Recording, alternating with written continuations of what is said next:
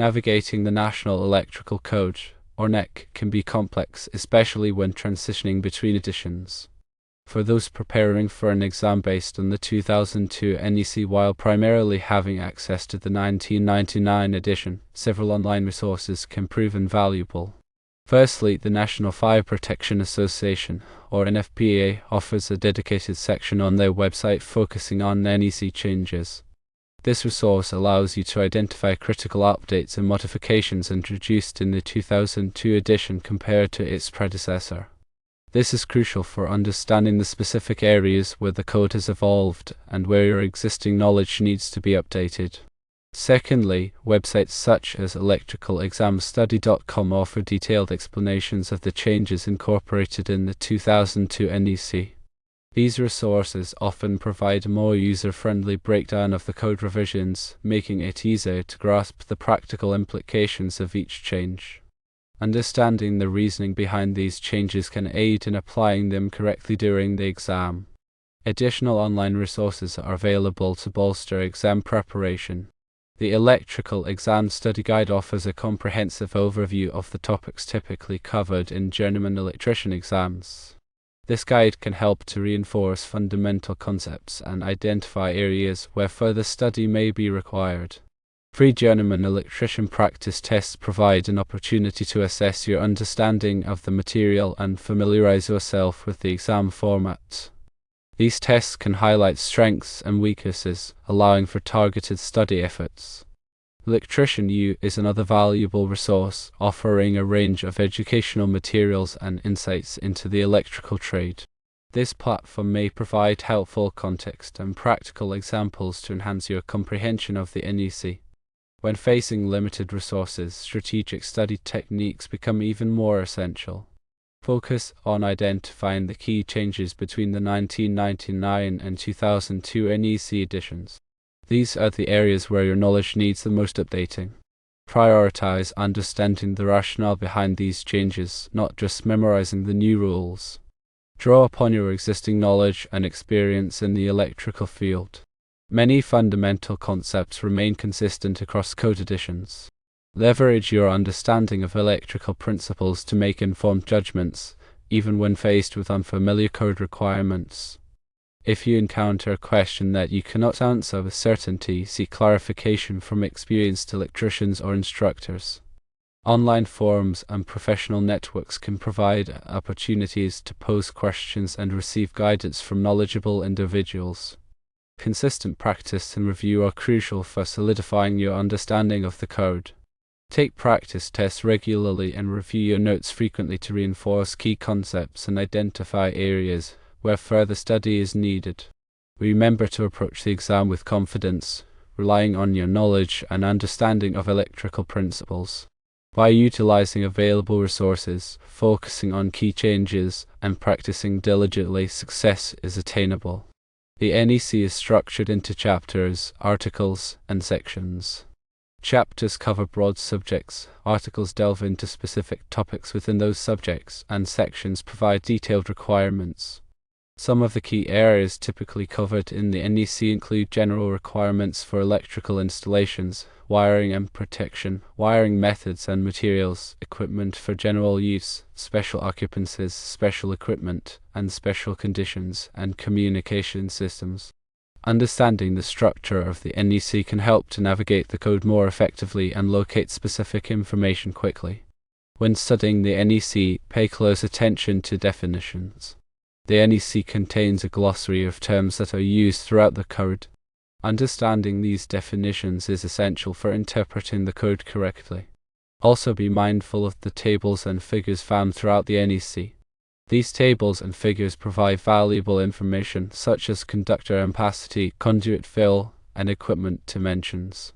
Learn how to use these resources effectively to find the information you need. The NEC is not intended to be a design manual. It provides minimum safety requirements for electrical installations. However, it is important to consider other factors such as energy efficiency and system performance when designing an electrical system. It is important to stay up to date with the latest edition of the NEC. The NEC is revised every 3 years to reflect changes in technology and industry practices. Using the most current edition of the code is essential for ensuring the safety and compliance of electrical installations.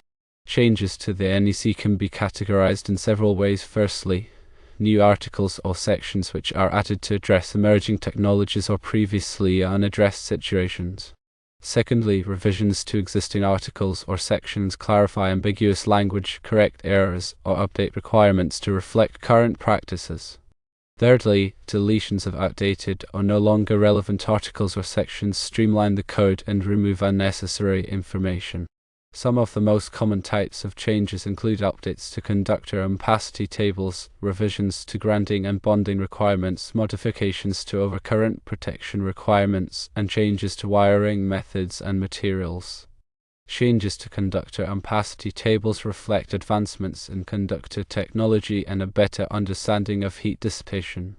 Revisions to grounding and bonding requirements aim to improve the safety of electrical systems by reducing the risk of electrical shock and fire. Modifications to overcurrent protection requirements ensure that electrical circuits are properly protected from overloads and short circuits. Changes to wiring methods and materials reflect the introduction of new products and technologies in the electrical industry. When studying NEC changes, it is helpful to focus on the areas that are most relevant to your work.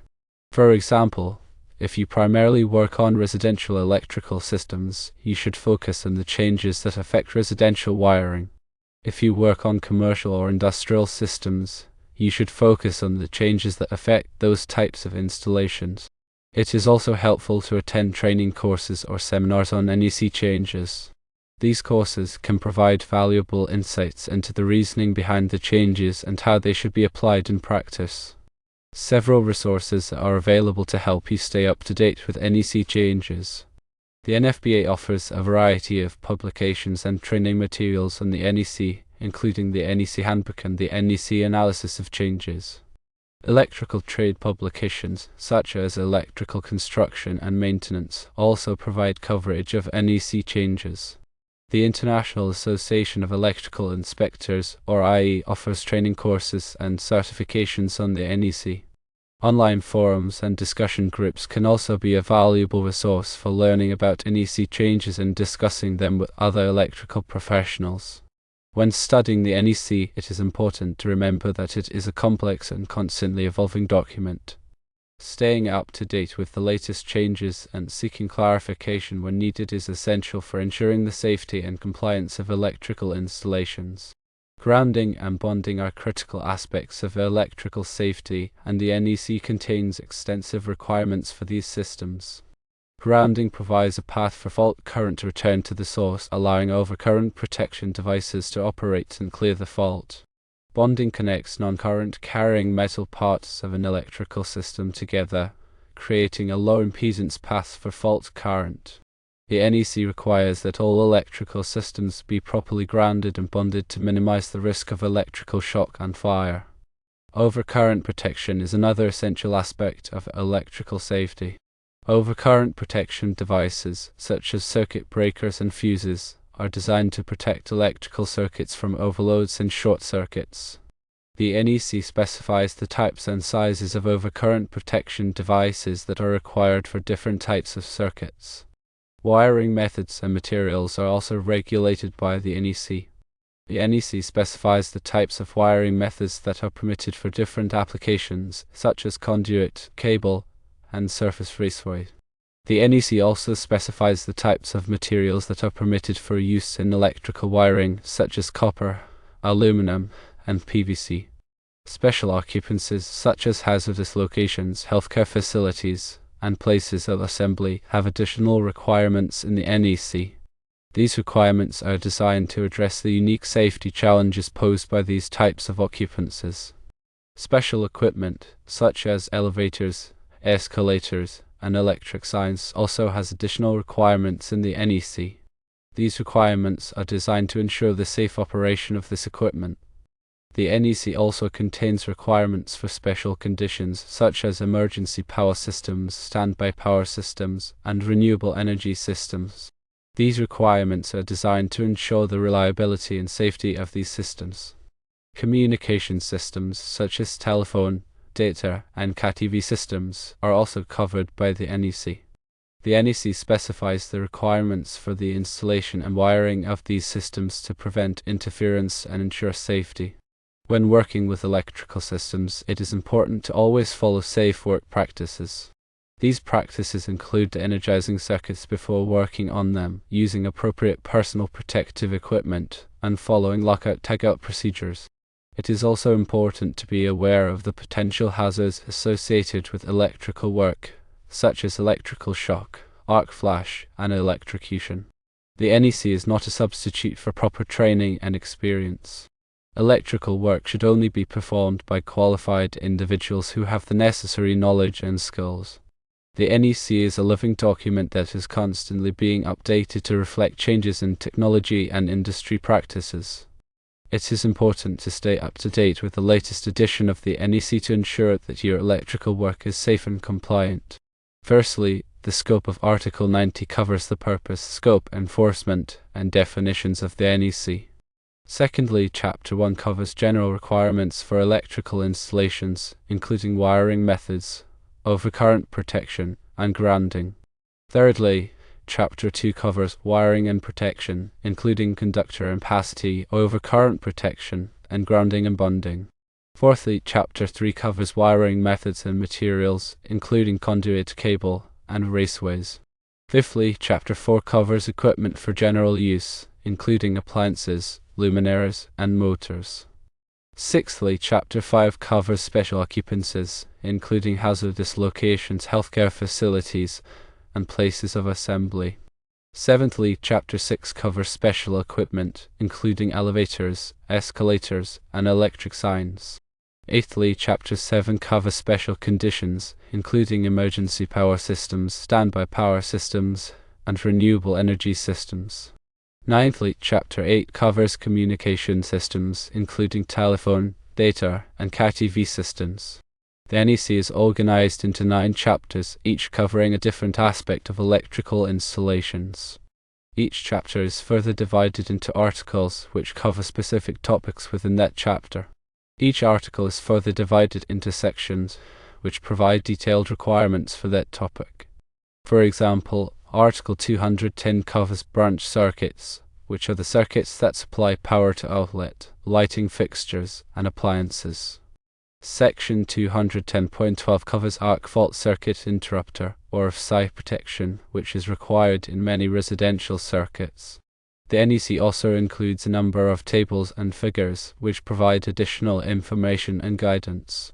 For example, Table 310.15b16 provides ampacity ratings for conductors of various sizes and types. Figure 310.4 provides a diagram of conductor dating factors for different ambient temperatures. The NEC is a complex document, but it is essential for anyone who works with electrical systems. By understanding the organization and content of the NEC, you can ensure that your electrical work is safe and compliant. The NEC is updated every 3 years, so it is important to stay up to date with the latest edition. The NFBA offers a variety of resources to help you learn about the NEC, including the NEC Handbook, the NEC Analysis of Changes, and NEC training courses. Electrical trade publications, such as Electrical Construction and Maintenance, also provide coverage of NEC changes. Online forums and discussion groups can also be a valuable resource for learning about the NEC and discussing it with other electrical professionals. Remember that the NEC provides minimum safety requirements for electrical installations. It is important to consider other factors, such as energy efficiency and system performance, when designing an electrical system. The NEC is not intended to be a design manual. It is important to consult with a qualified electrical engineer when designing complex electrical systems. If you are unsure about any aspect of the NEC, it is always best to consult with a qualified electrical inspector or engineer. They can provide you with guidance and ensure that your electrical work is safe and compliant.